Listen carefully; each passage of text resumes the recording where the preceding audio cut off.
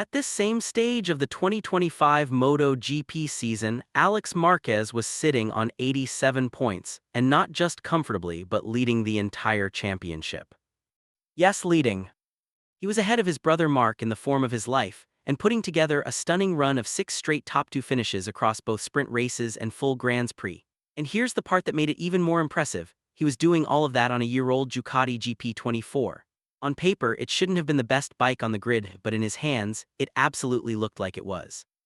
Ducati were watching closely, they couldn't ignore it, and when a rider performs at that level, rewards follow. So for 2026, Alex was handed the ultimate vote of confidence, a factory-spec GP26, the exact same machinery as Marc Marquez and Francesco Bagnaia. No more questions, no more satellite team limitations, just equal equipment, equal opportunity. Fast forward to now. 3 rounds into the 2026 season, Alex Marquez has just 28 points. He's sitting 8th in the standings. No podiums, no real breakthrough moment. His best result so far, a 4th place in the sprint at COTA, and even that came with a bit of luck rather than outright dominance. But the most telling detail isn't the results, it's the language he's using. He described riding the GP26 as survival. Think about that for a second. 12 months ago, he was controlling races, riding with confidence, making everything look natural. Now he's just trying to get through weekends without things falling apart. The shift is massive, one of the sharpest turnarounds we've seen in recent MotoGP seasons. And to really understand what's going on, you have to listen to Alex himself, because his own words paint the clearest picture of the struggle inside the Gresini garage right now. After COTA, he didn't sugarcoat anything. He admitted he's still missing around 20%, a huge gap at this level. He openly said he's not comfortable on the bike, not even close. And more importantly, he pointed out that the very nature of the GP26 clashes with the way he naturally rides. He went even further, saying he's basically just trying to survive races at the moment. The focus isn't on fighting at the front, it's about collecting points, staying upright, and avoiding costly mistakes while he searches for answers. There's also a bigger picture he acknowledged. This isn't just a minor dip in form, it's a difficult phase. And while others around him seem to be adapting more quickly, Alex admits he's one of the riders being hit hardest, largely because of his specific riding style. And that's really the key to this entire situation. 3 brutally honest truths stand out from everything he said. First, the bike doesn't suit him, at least not yet. Second, he's riding defensively, not aggressively. This is damage limitation, not title contention. And third, the very riding style that made him so effective on the GP24 is now holding him back on the GP26. It's a perfect example of how, in MotoGP, a new machine can completely reshape a rider's reality. Same rider, same talent, but a different bike can change everything. The riding style factor is where this whole situation really starts to make sense on a deeper, technical level. Over the years, Alex Marquez has built his approach around traits that perfectly matched a certain kind of Ducati behavior. On the GP24, everything clicked. He was able to maximize the bike's stability under heavy braking and attack corner entry with confidence, a combination that became one of his biggest strengths throughout the 2025 season. But the GP26 is a different beast. It reacts differently, demands different inputs, and changes how a rider has to physically connect with the bike. The balance, the feedback, even the way it wants to be pushed, it's not the same language Alex was fluent in before. And that's where things get interesting. Instead of completely resetting, Alex has tried to hold on to some familiarity. He's kept elements from the 2024 aerodynamic package on his current bike, a clear indication that he's attempting to create a transition zone. Something that links the feeling he trusted on the GP24 with the new demands of the GP26. It's not just a technical decision, it's a psychological one too. He's essentially building a bridge between comfort and adaptation, trying to ease the learning curve rather than diving headfirst into a completely new setup. But in a championship where every fraction of a second matters, even that adjustment phase can come at a serious cost. Even with those familiar elements carried over, the heart of the GP26 is different enough that Alex's natural instincts just aren't converting into performance. What used to come automatically, the braking points, the corner entry feel, the confidence to attack, now feels slightly out of sync. And at this level, that small disconnect shows up instantly on the stopwatch. The season opener in Thailand was a harsh introduction to that reality. In the Grand Prix, he didn't score at all after a DNF. In the sprint, he could only manage 11th. Starting a season like that is difficult under any circumstances, but doing it while riding the same factory-spec machine as the championship's frontrunners makes it even more brutal. The expectations are higher and the gap becomes impossible to ignore. Brazil showed signs of progress. He moved forward to 7th in the sprint and 6th in the main race, not spectacular, but clearly a step in the right direction. After the race in Goiânia, Alex sounded more positive. He admitted he finally felt more at ease on the bike and suggested he might have found a direction that works. For the first time, there was a sense that things were beginning to click, that maybe the worst phase was already behind him.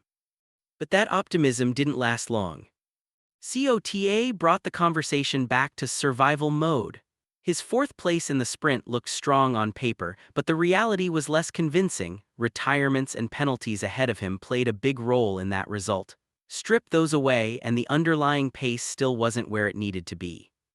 In the Grand Prix, he crossed the line in 7th. Solid but not competitive in the way a factory-spec Ducati rider is expected to be. And when you zoom out, the numbers tell the full story. After 3 rounds in 2026, Alex Marquez has 28 points. At the same stage in 2025, he had 87 and was leading the championship. That contrast alone is striking, but it becomes even more uncomfortable when you look across the paddock. Fabio Di Giannantonio, riding a different spec Ducati with the VR46 team, has already collected 50 points. At COTA, he finished 4th in the Grand Prix and was the top Ducati rider on the day. That comparison adds pressure. Same manufacturer, different package, yet significantly better results. And for Alex, it only reinforces how difficult this transition to the GP26 really is. Right now, Alex Marquez finds himself in a situation that's hard to ignore. He's on a newer, factory-spec Ducati, theoretically the best equipment available, yet he's scoring barely half the points of Fabio Di Giannantonio, who's riding a different, less current version of the bike with VR46. That comparison carries weight. Inside the Gresini garage, within Ducati's own structure and across the entire paddock, people will be noticing it. It's the kind of contrast that naturally raises questions not just about the bike, but about adaptation, confidence, and direction. And it makes the preseason optimism feel even more distant. When Ducati confirmed Alex would receive the GP26 back in September, there was genuine excitement within the team. Nadia Padovani, the head of Gresini Racing, didn't hide it. She knew the challenge of fighting for a championship would be immense, but she also allowed herself to believe in the possibility. Why not was the tone, it could happen. That belief wasn't blind. It was based on what Alex had delivered in 2025, 3 victories, 21 podium finishes, and the form of a rider who looked ready to take the next step. But the version of Alex Marquez we're seeing right now is dealing with something entirely different. And to his credit, he hasn't let that frustration spill over publicly. There's been no emotional outbursts, no excuses. Instead, he's approached it like a professional trying to solve a complex technical puzzle, calm, honest, and focused on progress rather than blame. After COTA, his mindset was clear. He didn't describe the situation as frustrating. Instead, he spoke about motivation, about the desire to keep working, to keep providing feedback, and to keep pushing toward that missing piece. He admitted that progress feels close but not quite there yet. Interestingly, he also pointed to something that might actually help: time.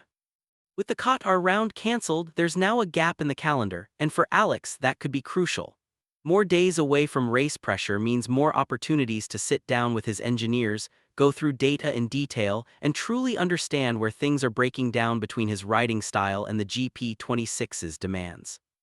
Because that's the real issue here, it's not a lack of speed, it's a lack of connection. And we've already seen flashes of what's possible. During preseason testing at Sepang, the raw pace was there. Former Suzuki 500cc rider Nobuatsu Aoki even commented on it, saying Alex looked almost scary in terms of speed.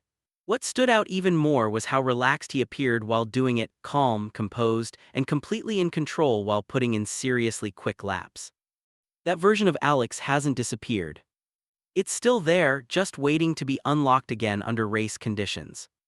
The raw pace is clearly there, we've already seen it. In testing, with controlled conditions and no race pressure, Alex Marquez was capable of producing seriously impressive lap times. The challenge now is translating that same speed into a full race weekend, across sprint intensity and Grand Prix distance where everything is amplified. But this story isn't just about Alex. There's a bigger Ducati narrative unfolding in the background, and it adds an important layer to what we're seeing. Because Alex Marquez isn't the only rider struggling to unlock the full potential of the GP26. Marc Marquez, despite all his experience and adaptability, has yet to step onto a Sunday Grand Prix podium after 3 rounds. Francesco Bagnaia, the benchmark for Ducati in recent years, is sitting down in 8th in the standings. Meanwhile, the one Ducati rider consistently exceeding expectations is Fabio Di Giannantonio, and he's doing it on an older spec bike. That contrast matters. It suggests that Alex's difficulties aren't purely personal. Yes, his riding style plays a role, but there's growing evidence that the GP26 itself has characteristics that are proving tricky across the board. This isn't just one rider failing to adapt. It may be a machine that demands more time, more understanding, and more compromise than expected. Then there's the future to consider. Rumors are already linking Alex Marquez with a potential move to KTM in 2027, possibly stepping into the seat that Pedro Acosta is expected to vacate for Ducati. If that scenario becomes reality, then 2026 isn't just another season, it's the final chapter of his journey with Gresini and Ducati.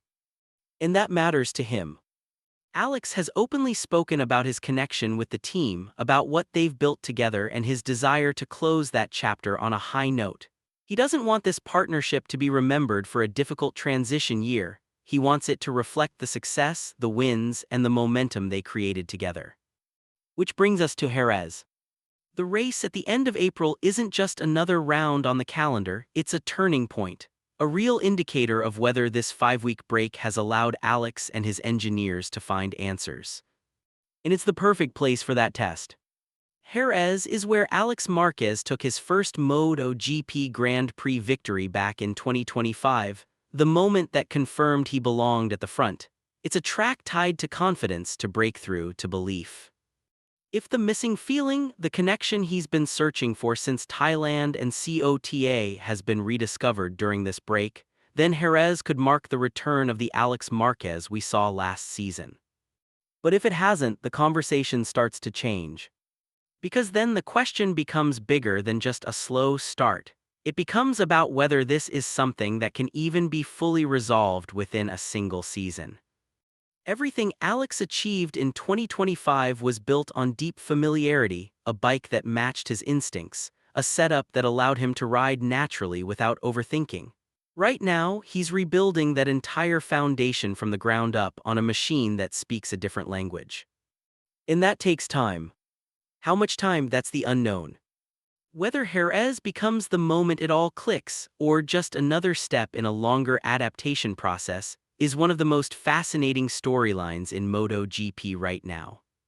So the big questions are still hanging in the air. Can Alex Marquez rediscover that natural feeling with the GP26 and return to his 2025 level?